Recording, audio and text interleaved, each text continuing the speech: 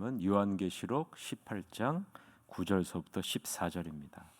요한계시록 18장 9절서부터 14절 말씀 보겠습니다. 그와 함께 음행하고 사치하던 땅의 왕들이 그가 불타는 연기를 보고 위하여 울고 가슴을 치며 그의 고통을 무서워하여 멀리 서서 이르되 화이토다 화이토다 큰 성 견고한 성 바벨론이여 한 시간에 내 심판이 이르렀다 하리로다. 땅의 상인들이 그를 위하여 울고 애통하는 것은 다시 그들의 상품을 사는 자가 없음이라. 그 상품은 금과 은과 보석과 진주와 세마포와 자주옥강과 비단과 붉은 옷감이요 각종 향목과 각종 상아 그릇이요 값진 나무와 구리와 철과 대리석으로 만든 각종 그릇이요 계피와 향료와 향과 향유와 유향과 포도주와 감람류와 고운 밀가루와 밀이요 소와 양과 말과 수레와 종들과 사람의 영혼들이라. 바벨론아 내 영혼이 탐하던 과일이 내게서 떠났으며 맛있는 것들과 빛난 것들이 다 없어졌으니 사람들이 결코 이것들을 다시 보지 못하리로다. 아멘. 오늘은 헛된 정욕보다 영원한 가치를 소망하라. 헛된 정욕보다 영원한 가치를 소망하라 라는 제목으로 하나님 말씀 보겠습니다. 밤마다 그녀와 음행을 벌인 땅의 왕들은 그녀가 불태워지는 연기를 보고 울고 불고 난리죠. 그들은 자기들도 불태워질까 봐 두려워 멀찍이 서서 슬피 옵니다. 화를 입었다 화를 입었다 그 큰 도성이 화를 입었다. 바벨론아 그 강력한 도성아 단 한 시간 만에 끝장나 버렸구나. 내게 심판이 닥쳤구나. 상인들도 울고불고 난립니다. 왜냐하면 사업 기반이 완전히 무너져 내렸고 자기들의 상품을 내다 팔 시장이 사라졌기 때문입니다. 그 상품은 금과 은과 값진 보석과 진주, 또 고운 모시와 자주옥감과 비단과 붉은 옷감, 향나무와 상아와 값진 나무와 구리와 철과 대리석으로 만든 그릇, 계피와 향료와 향과 모략과 유향, 또 포도주와 올리브 기름과 밀가루와 밀, 소와 양과 말과 전차, 그리고 노예. 그들은 사람의 목숨을 사고 파는 끔찍한 장사도 했습니다. 너희가 바라며 살았던 모든 것이 다 사라졌죠. 그 모든 세련되고 맛 좋은 사치품이 다 없어져 버렸습니다. 천 한 조각, 실 한 오라기도 남기지 않고 다 없어져 버렸다는 것이 오늘 본문의 내용 관찰입니다. 자, 오늘 본문에서 우리가 주목해서 봐야 될 것은 큰 성 바벨론에 대한 하나님의 심판이 얼마나 크고 무서운지를 우리가 봐야죠. 그리고 이어지는 세 부류의 사람의 애통하는 모습. 이들이 왜 애통하는가? 이들과 큰 성 바벨론은 어떠한 관계에 있는가를 우리가 주목해 보면서 그 안에 담겨져 있는 하나님의 은혜를 누리는 여러분이 되시길 바랍니다. 첫 번째 부류는 땅의 왕들의 애통이죠. 9절서부터 10절인데 같이 읽어봅시다. 그와 함께 음행하고 사치하던 땅의 왕들이 그가 불타는 연기를 보고 위하여 울고 가슴을 치며 그의 고통을 무서워하여 멀리 서서 이르되 화이토다 화이토다 큰 성 견고한 성 바벨론이여 한 시간에 내 심판이 이르렀다 하리로다 라고 기록하고 있죠. 자, 9절을 잘 보시면 땅의 왕들이 바벨론과 함께 음행하고 사치한 인물이다라는 것을 우리는 알 수 있죠. 우상 숭배에 동참하고 바벨론과 함께 죄를 지었다. 누가요? 땅의 왕들이, 땅의 지도자들이. 이 말은 무언가 바벨론과 땅의 왕들이 불법적인 관계를 맺고 있었음을 우리는 짐작할 수 있겠죠. 이로 인해 땅의 왕들이 부유함을 누리고 있었다라는 것이죠. 그리고 이러한 부유함을 가져다 주기에 음행, 즉 우상 숭배를 함께 저지르는 자리에 나아가게 된 거죠. 한번 생각해 보세요. 에베소 지역을 한번 예를 들어 봅시다. 요한계시록에 나오는 이 에베소, 그 지역의 가장 큰 수익을 가져다 주는 것이 무엇이에요? 에베소 지역에 아데미 신전과 아데미여 신상을 만들어 파는 것이죠. 이로 인해 수많은 사람들이 부유함을 누렸고 동시에 음란이 성행했다는 것을 우리는 쉽게 알 수 있죠. 뭔가 로마 정부와 고위 관료들, 상인들이 밀접한 관계가 없었다면 이런 일들이 쉽게 이루어질 수 없는 거죠. 이러한 큰 성 바벨론과 밀착하여 부유한 생활을 누리고 음란한 생활을 하던 각 지역의 지배자들이 큰 성 바벨론이 순식간에 완전히 무너졌다는 소식을 듣고 가서 보게 된 겁니다. 그런데 중요한 것은 땅의 왕들의 반응이에요. 땅의 왕들은 첫 번째 반응은 울고 가슴을 치며 애통합니다. 울고 가슴을 치며 애통한 이유가 무엇일까?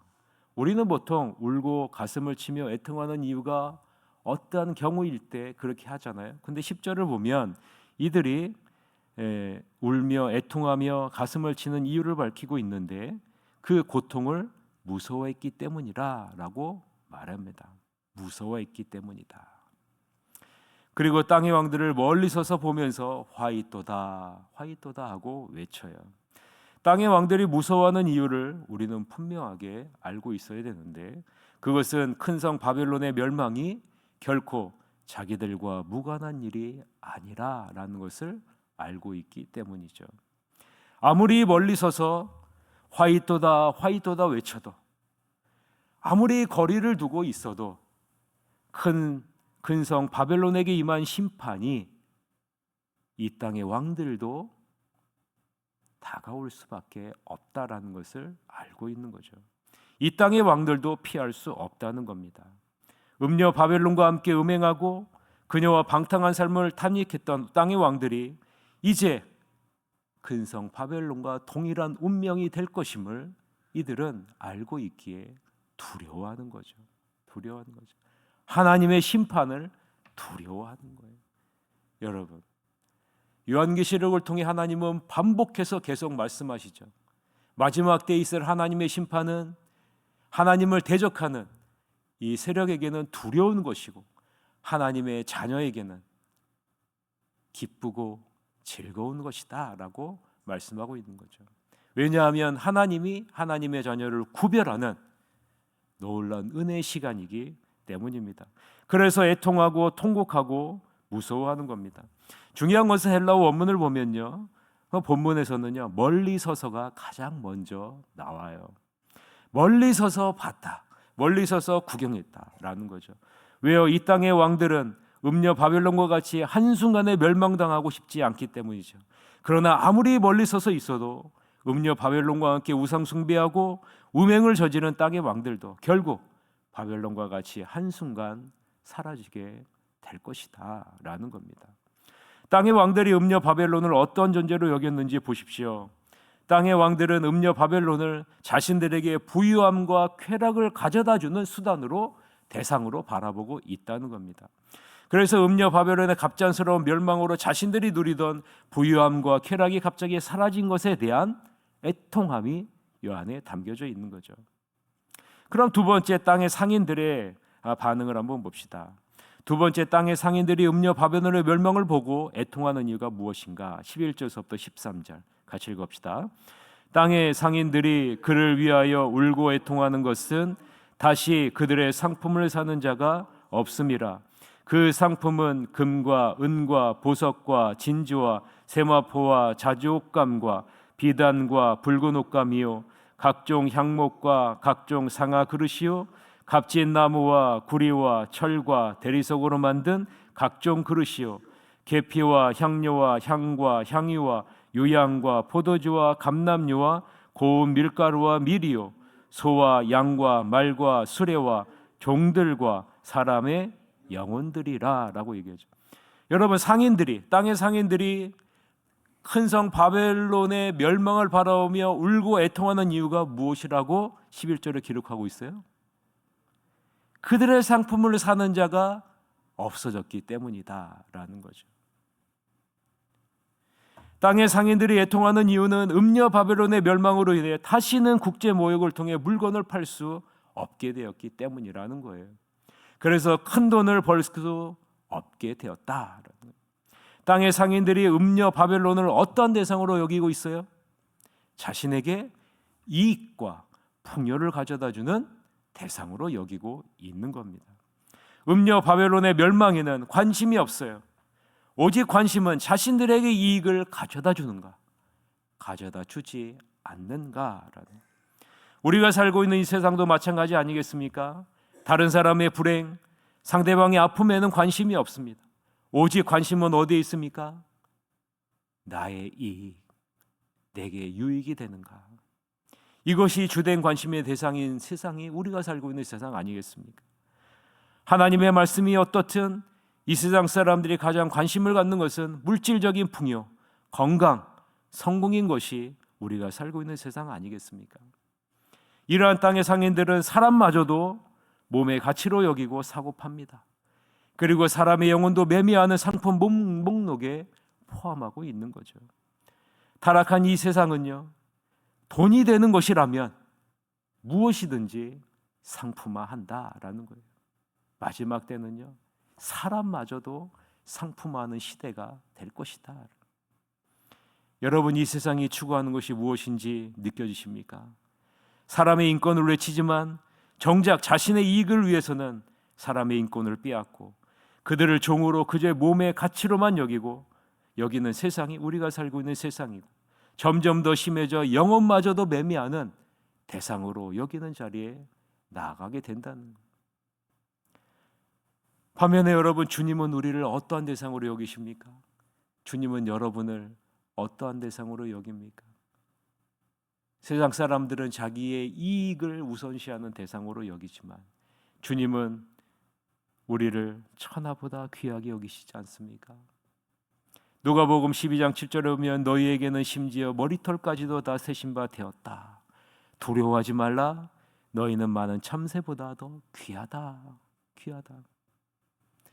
우리의 머리털까지도 다 세신 바 되신 하나님, 두려워하지 말라고 외치시는 하나님, 귀하다라고 얘기하시는 이 하나님,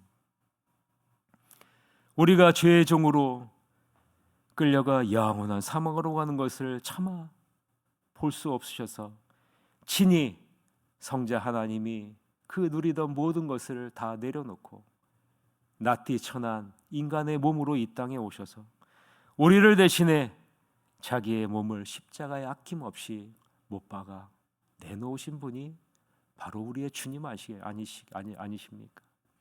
주님은 우리를 어떤 대상으로 여기십니까?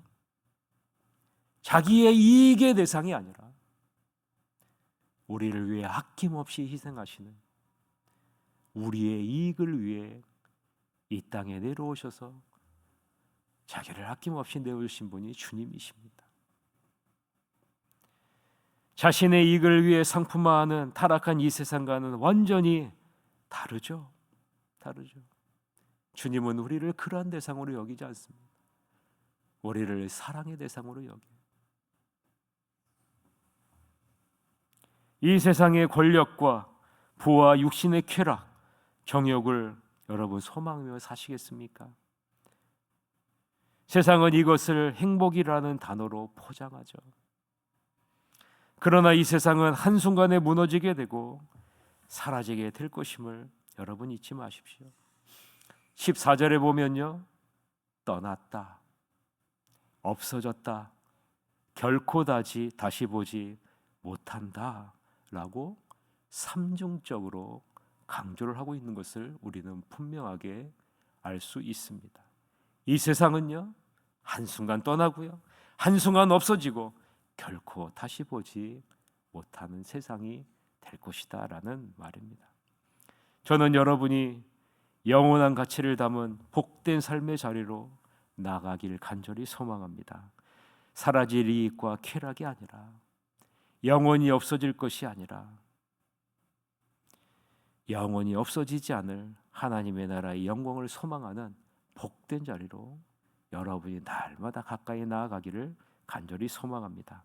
아무쪼록 허무하게 사라질 이 세상의 영광이 아니라 영원토록 빛나는 하나님의 영광에 참여하는 여러분이 되시기를 주님의 이름으로 간절히 축원합니다. 기도하시겠습니다. 하나님